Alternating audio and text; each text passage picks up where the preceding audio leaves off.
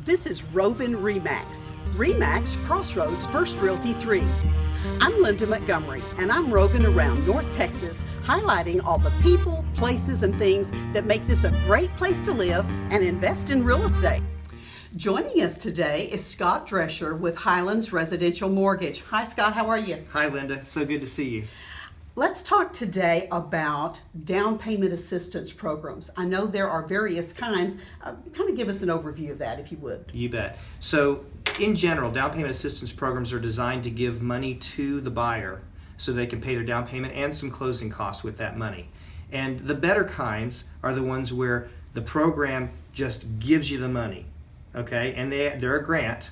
Some of them require that they stay in the home for up to 9 years as their primary residence in order to not have to pay back a portion or all of it. But the bottom line is that it's free money. And nobody dislikes free money. Free is good. Right. So those are usually funded by HUD, the Department of Housing and Urban Development, and they're given through grants to cities.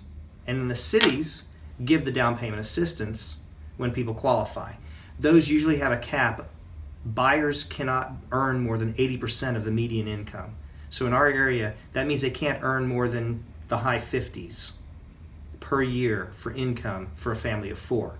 So it doesn't cover everybody, but it's a good program for low to moderate income buyers. And again, those don't change the rate or the costs. They're given by the city.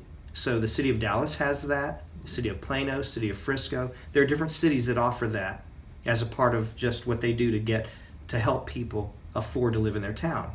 Well, I was going to ask, sometimes it seems like they're available in some areas and they're not available in other areas. That's exactly so right. It's up to the city to decide. That's right. It's up to the city to decide whether they want to use that community block grant to do something for a downtown renovation project or to spend it for down payment assistance. And it's interesting because some cities run out of money during the year, yes, while other cities never seem to run out of money because they just can't find enough people who qualify with the income restriction and want to buy a house. So it really just depends on the city and how much people know about it. I promote them a lot.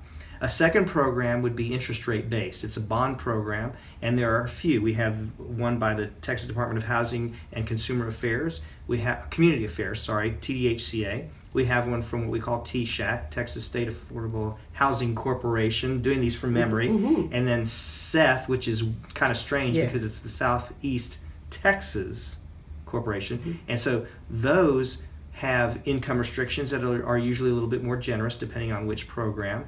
But they pay for those by raising the rate. So the bondholder, the bond buyer, is giving them more money when the rate is higher, and they use that money then as down payment and closing cost assistance. So your rate in today's market where interest rates are in the high 3s could be as high as 5% to get a net 5% cash toward down payment and closing costs, or 4% or whatever. You can lower it and get less, etc. So those programs, even though they still have restrictions, are a little bit more generous on the amount of earnings for people to qualify. And some don't even have any kind of a prepayment penalty where you have to be in the house as a primary residence for a certain period of time. So each program is different and has different benefits. Well, then counseling for a buyer to be visiting with you, if that buyer has the flexibility to say, well, I could also live in another place that has one of those programs available, that would be wonderful. It could very well be. They need to be sure to talk to somebody who knows a lot about the down payment assistance programs. And I would say that in most cases, it's not beneficial to have one of the statewide bond programs if you can get it any other way, because you are paying a higher interest rate. Right. And then one that's little known, and we'll just end on this one, is that some Indian tribes give down payment assistance grants to their tribal members, even though they may never step foot on a reservation, and they only have to have as little as 1/16 Native American blood, and then they qualify. And so, and then you can get $3,000-$5,000 or more that, again, you never have to pay back. Excellent. So if you're interested in down payment assistance, please do consult your own loan officer. But we appreciate all that excellent information. Thank you, Scott. And you're very welcome.